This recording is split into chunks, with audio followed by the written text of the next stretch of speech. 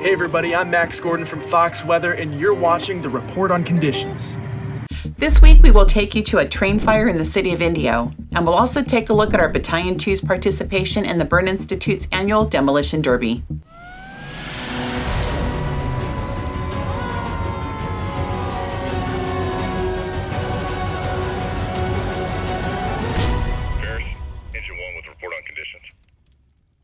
Hi, I'm Jody Hageman, and thank you for joining CAL FIRE, Riverside County Fire Department's Report on Conditions. For the past week, from June 5th to June 11th, our firefighters responded to 3,599 calls for service, including 2,727 medical emergencies and 123 fire-related calls. Of the fire calls, 30 were vegetation fires and 15 were structure fires. Now let's take a look at some highlighted incidents from last week.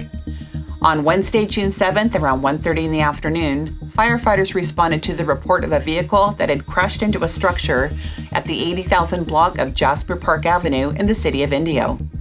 Upon arrival, the engine company officer reported a sedan that had crashed through the front room of a house, causing significant damage. One patient was assessed by paramedics and transported to the hospital with minor injuries.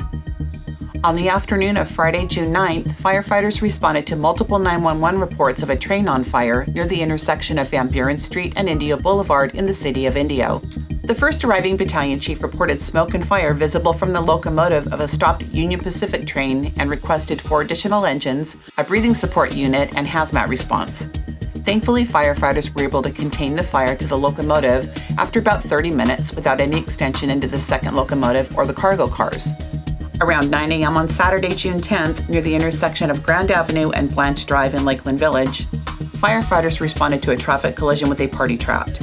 The first on-scene engine reported 2 vehicles with one on its roof. Firefighters were able to quickly extricate the trapped person, who was transported via ground ambulance to an area hospital with serious injuries.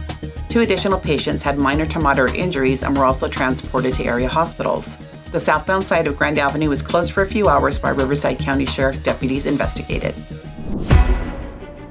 Did you know that the lush green annual grass growing in your yard could be putting your home at risk for wildfire damage? With the recent increase in rainfall, seasonal grasses are growing quickly, and when they dry out, they become fuel for wildfires.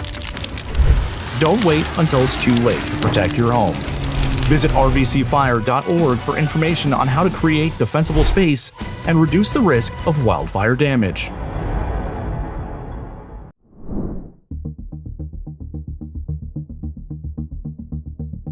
Every year, thousands of accidents and fires occur due to illegal fireworks and explosives nationwide. Those deafening blasts over our neighborhoods, while car alarms are going off and windows are shaking, our veterans and pets are traumatized. Riverside County has a zero-tolerance policy for illegal fireworks. Anyone caught purchasing, lighting, or transporting illegal fireworks is subject to fines up to $5,000. So let's keep the fun and excitement of fireworks to the professionals and enjoy the many public fireworks shows throughout Riverside County. Remember, if you light it, we'll write it.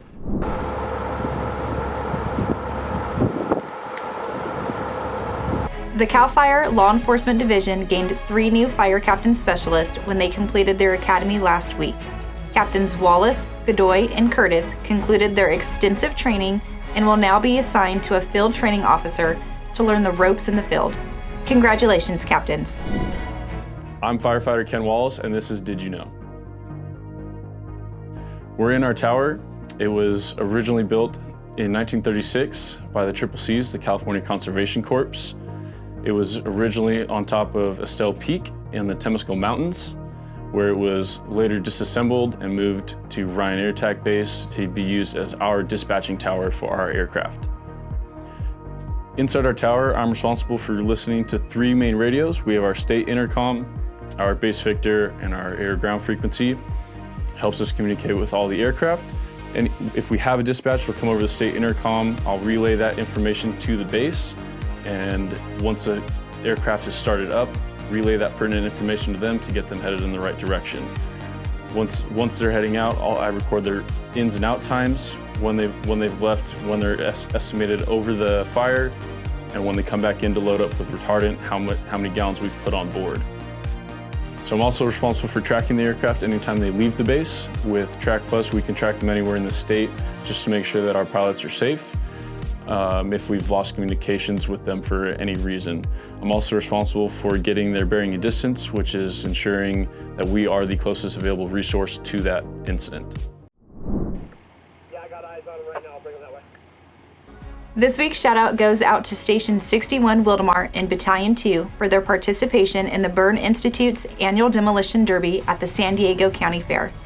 This event raises money for the Burn Institute and is a lot of fun for our firefighters to participate in. This year, their car came in at second place and almost $125,000 was raised for a great cause. Fantastic work, Battalion 2. That's it for this week's Report on Conditions. Be sure to follow at CAL FIRE RRU on Twitter, Instagram, and Facebook to stay up to date on incidents as they happen. Did you happen to capture any pictures or videos of our firefighters in action?